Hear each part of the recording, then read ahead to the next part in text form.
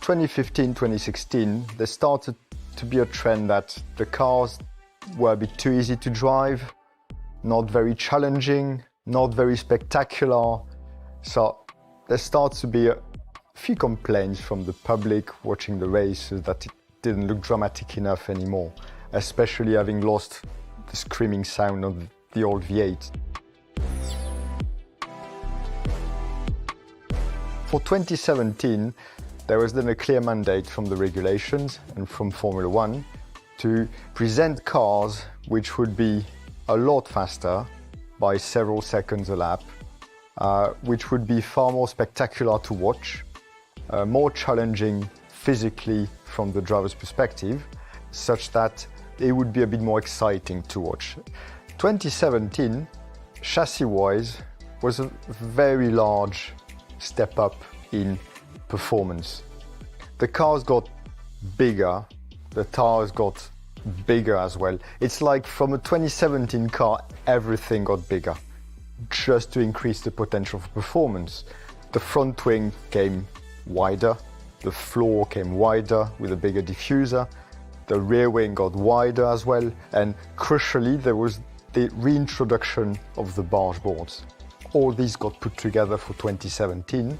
Aerodynamically, in terms of aerodynamic concept, what you try and do with the airflow to extract performance, 2016 to 2017 did not change so much. You were still trying to get as much front outwash as possible. It just looked like for 2017, to achieve the desired aerodynamic effect, you're being given a toolbox with a much bigger hammer. This meant the development for 2017 was very intense. The more you tried to find downforce, the more you would get. It was as if for these new cars, you had less time to develop than potential available. There were other aspects of the regulations which would allow you to be highly creative. There were a few doors opening to do things a bit differently, and this is where we started finding possible new designs of the side pod, which was quite specific to the Ferrari early on, and which started to set a trend which everyone adopted because, yes, aerodynamically, these sort of regulations allowed to do that, and it was just another way to get more and more performance. Alongside all these aerodynamic changes, of course, the fact the car got bigger, the car got as well heavier, something to a minimum weight of 728 kilo. Comparatively to 2014, this weight increase was fairly benign because in parallel, the aerodynamic performance and the downforce we would achieve was far greater than the effect of the weight. Then of course, with the increased downforce, these cars were producing more drag, so they would be quite a bit slower in straight line, but the lap time you would make through corner was very, very good, shall I say. Corners which were grip limited or labeled high-speed corners, but true corners in 2016, they were not corners anymore. With these new cars, you would go flat in pretty much everything you thought were corners before in terms of high speed. This is, broadly speaking, what the new cars brought. Much higher performance in cornering, although through high speed it wasn't so challenging from the driver's perspective. Watching from the outside, that was the place where these cars would look truly impressive. With such an increase in performance and such an increase in downforce, it was more difficult to overtake because as a consequence of the grip, the braking distance became much, much shorter. You would basically have only one racing line. So through 2017, although the cars were much faster, you would start seeing, well, it's a bit difficult to overtake, a bit difficult to follow. For 2018, there was a very moderate change of regulations, trying to contain a bit the downforce increase. There was a reduction of the fin on the engine core of the car. What we call the body wing got removed, which in itself was pure drop of downforce. Then the halo for safety got added. The halo itself was affecting the performance of the rear wing. So all these together meant that by regulation for 2018, teams were going to lose a little bit of base performance, but all this was not enough to counter the potential for development of these new generation of cars. 2018 was very much a continuity of 2017. The one thing which started to come very evident in 2018 with the amount of performance of these cars, tires started to be stressed quite a lot, especially over a race tint. And from there, there started to be even more focus on all the tire management. We also saw some iterations from Pirelli to try and change the tires, make them thermally more resilient. Because in races you would see some cars blistering the tire front or rear depending on the characteristics. But you could see that the performance these cars were generating was far greater than probably what was expected before 2017. By the end of 2018, looking at 2019, there was then a genuine attempt to try and contain the downforce these cars produce, while trying to find a way aerodynamically to make them a little less sensitive when you follow another car, to try and promote better overtaking and better racing. And that led to the new 2019 bodywork regulations.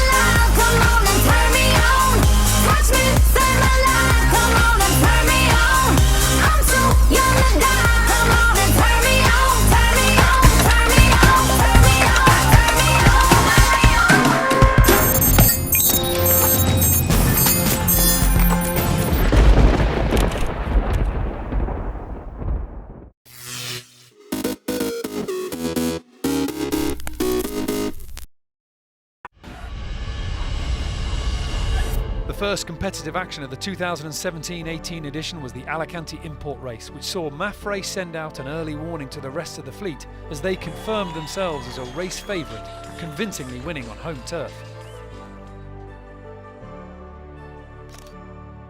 The road to the start wasn't as smooth for Dutch entry Team Nobel. Just days before the start of leg 1, skipper Simeon Team Point was replaced, prompting a court case in the Netherlands that reinstated him just in time. 5 seconds to go. Leg 1 was a short sprint through the Strait of Gibraltar to Lisbon. Vestas 11th Hour Racing held on to a small lead to take the win over Mafre and Dongfeng race team. An intriguing start to the offshore action.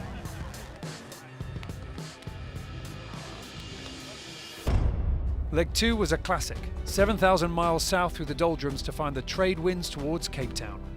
The fleet set off from Lisbon heading straight into over 30 knots of wind, the first real test for the teams and the boats, an early taste of what lay ahead in the Southern Ocean legs.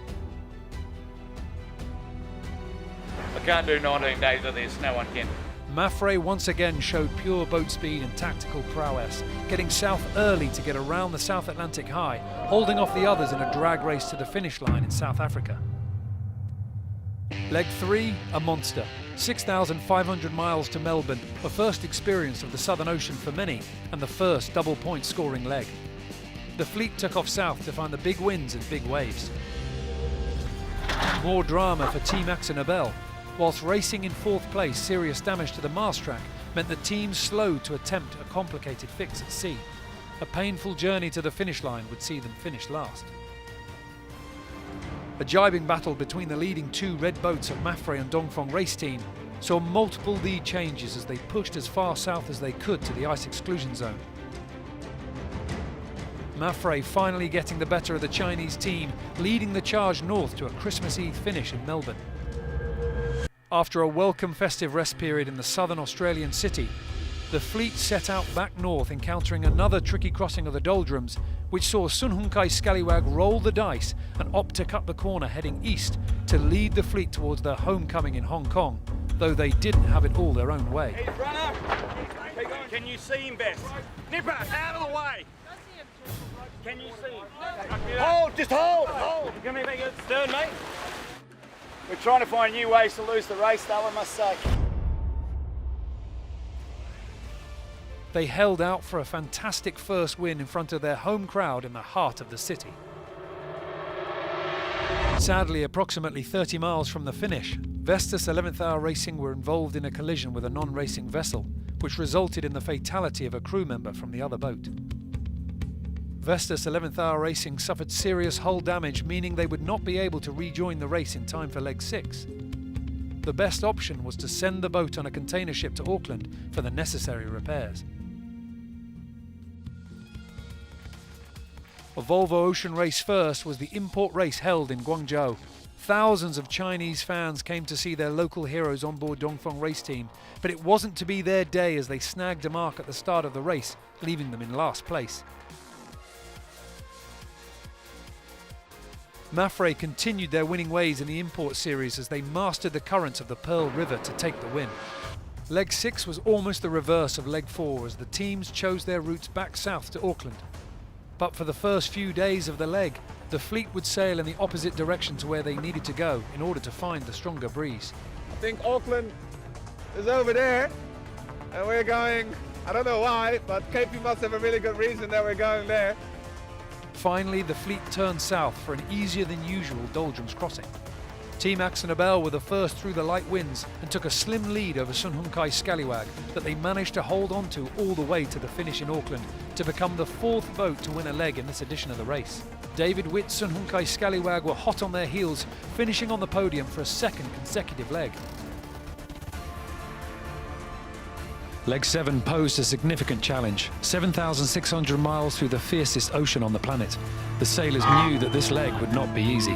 This is the kind of leg where you can lose so much, a lot of stress, and it's going to be tough. Within days, the fleet were battling 40-knot winds, huge swells and freezing temperatures. With the fleet constantly jibing along the southern ice limits within the furious 50s, Team Brunel squeezed into the lead. The technical situation right now, it's I think about 1,500 miles to go to the Horn. We're in the lead, so that's the good news. We've been going very nicely the last couple of days. On March 25th, everything changed for David Witt's Sun Hun Kai Scallywag. At approximately 1300 UTC, race control in Alicante was informed of a serious situation. British sailor John Fisher had been swept overboard in 35 knots of wind and a difficult sea state. The team conducted an exhaustive search for several hours in extremely challenging conditions, but were unable to recover their teammate. With the weather forecast due to deteriorate further, they retired from the racing to head for landfall in Chile. The news sent shockwaves throughout the fleet. It affected us all quite emotionally. We were very close to Scallywag as a team. Say that our thoughts are with the Scallywag crew and all John's family. Fish as an individual had been a huge supporter of what we were doing and had really made an effort to integrate with the team and talk to all the members. We want to give some strength to the guys on board Scallywag and the whole team, of course, onshore. But personally, I know unfortunately how difficult it is. And you know, he always gave me some words of encouragement. And I hope to see them safely on shore very, very soon. As Sun Hun Kai Scallywag headed for Chile, the other 6 teams were racing through extreme weather conditions. Mafre was suffering as they attempted to fix damage to their mast track from earlier in the leg. But then, as they approached Cape Horn, the Spanish team's mainsail split into 2 pieces. This forced them to stop in the lee of Cape Horn, make repairs, and nurse their boat into Itajaí. Vestas 11th Hour Racing rounded Cape Horn in second behind Team Brunel. The next day, disaster struck as their mast came down in the lumpy seas of the South Atlantic. Is everybody in a safe place back there? The team made their way to the Falkland Islands where they salvaged a jury rig, which they would use in a race against time to make the start of their next leg in Brazil.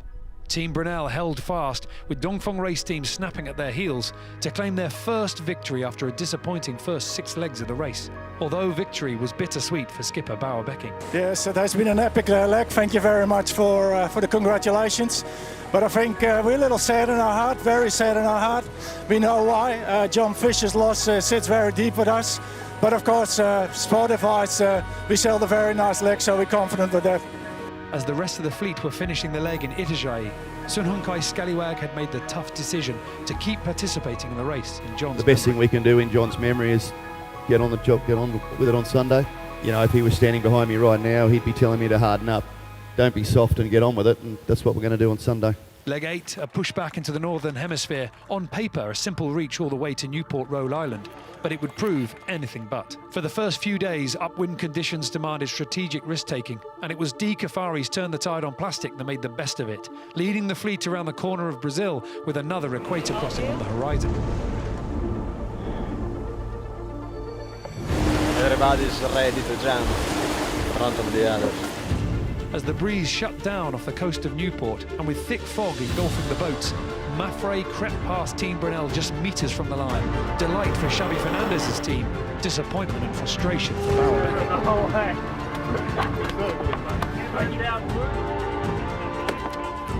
With the scores at the top of the leaderboard tightening up, the Leg 9 transatlantic crossing with double points would be key to winning the overall title. The teams flew out of Newport and were quickly into the big winds of the North Atlantic. Difference of opinion of how to find their way around the low pressure saw a big split in the fleet. However, when the 7 boats converged, they found themselves reaching along in record-breaking conditions. Pretty good at that angle. 5 of the teams broke the Volvo 65 24-hour distance record. However, it was Team Axonobel who went one step further in setting a new outright Volvo Ocean Race record. 602.54 miles were covered by Simeon Team Point and crew, an impressive feat in the one design class. I would have bet the house you couldn't do 600 in one of these boats. While Team Axonobel were writing themselves in the history books, it was the other Dutch team that were victorious, taking the maximum 14 points at the finish line in Cardiff.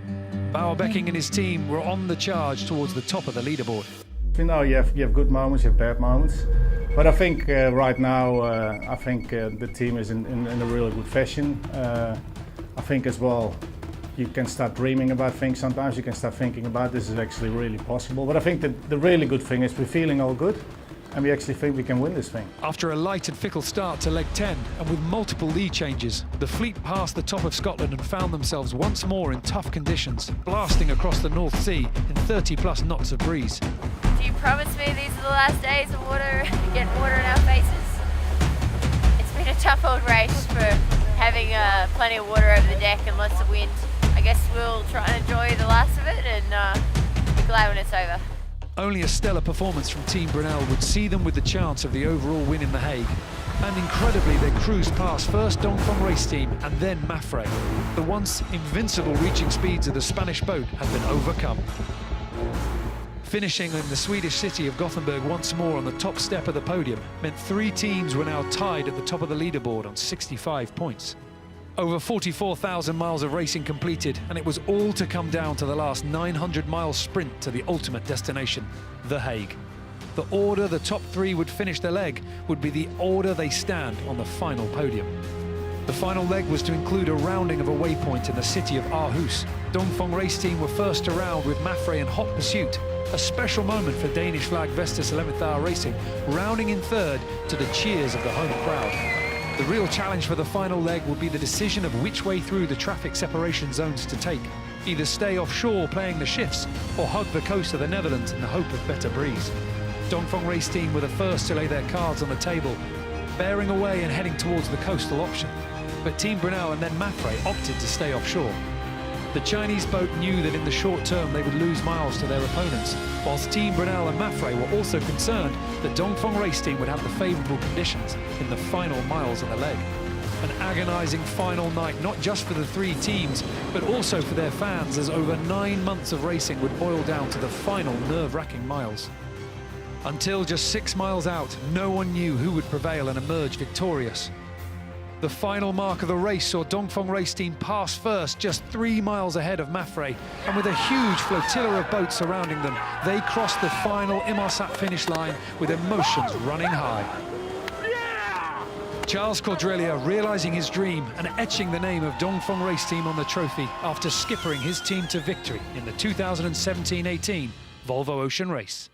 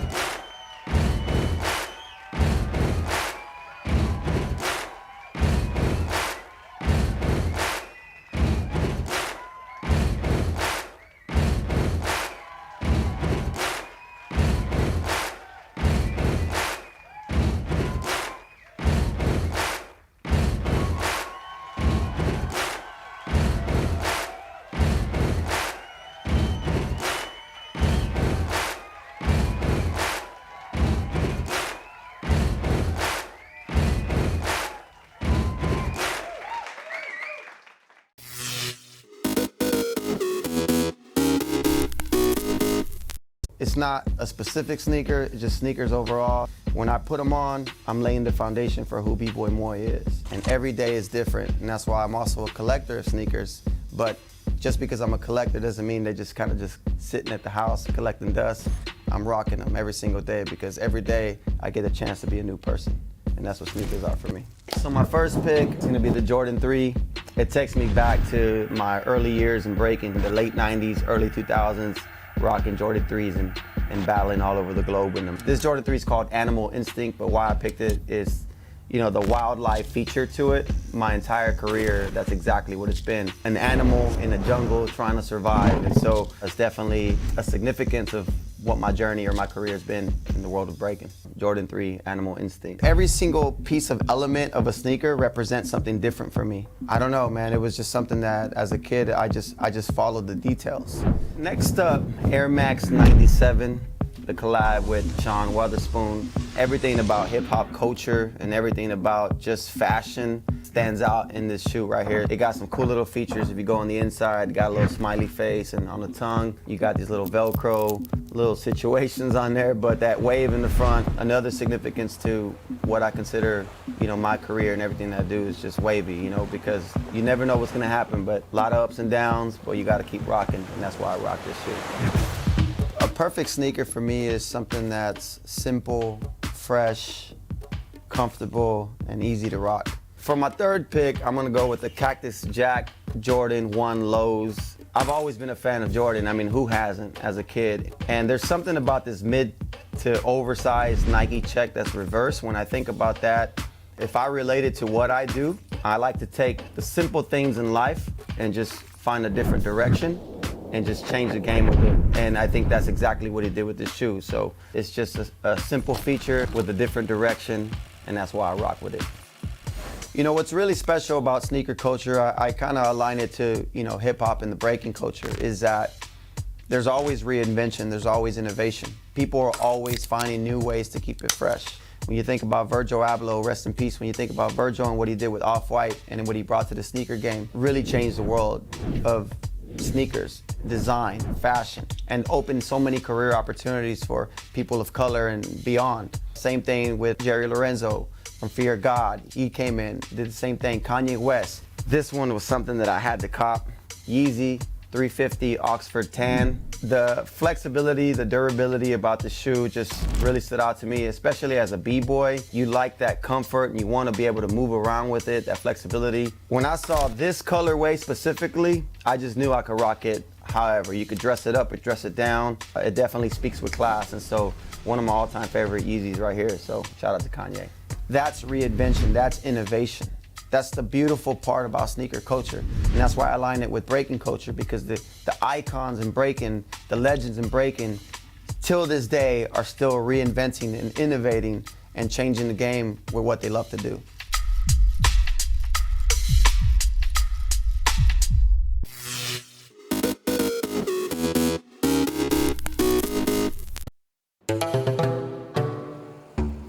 What I tend to look for when I go to places are things that are visually appealing.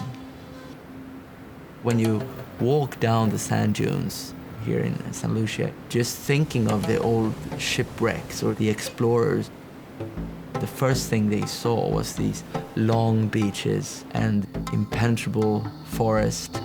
They still look exactly the same. I can't imagine there are many places in the world where you can see tons of things in one day. I want to pinch my arm and say, this can't be true. I'm in the middle of this. I think the uniqueness is that it's diverse. You could peel off layer after layer and you'll find more and more things. It's all here for you to just be part of.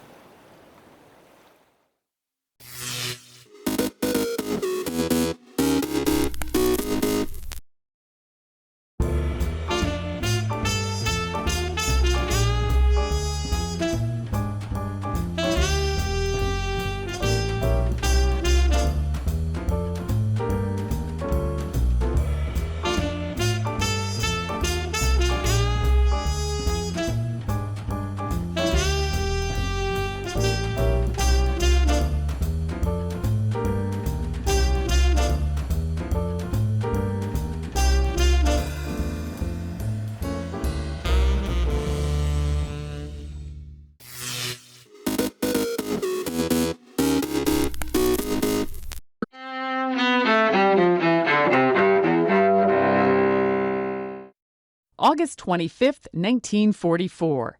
During World War II, Allied forces in Europe liberate Paris, ending 4 years of Nazi Germany's occupation of the French capital. 1875. Captain Matthew Webb becomes the first person to swim the English Channel, making the journey from Britain to France in 22 hours. 1985. 13-year-old Samantha Smith and her father are killed in a plane crash in Maine. 2 years earlier, the girl's letter to the Kremlin led to her famous peace tour of the Soviet Union during the Cold War. Soviet people do not want war. They're a lot like us, and they want no harm to the world just like we do. 1956. Alfred Kinsey, pioneering researcher of human sexual behavior, dies in Bloomington, Indiana. He was 62. 1930. Bond, James Bond. Sean Connery, the original actor to play super spy 007 on the silver screen, is born in Edinburgh, Scotland. 1918.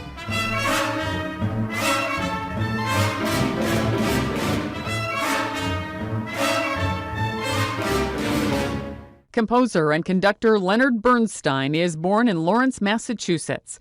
Among his well-known musicals, On the Town and West Side Story.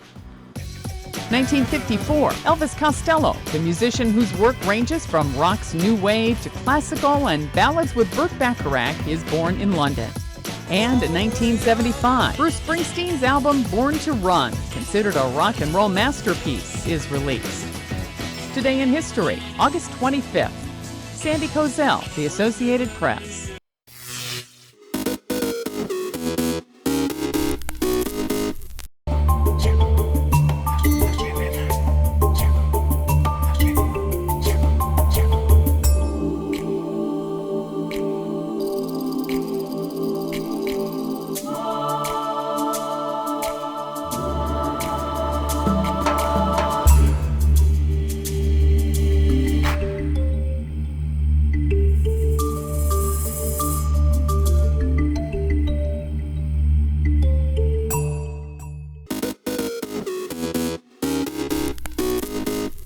Welcome back in our studio, and in today's news,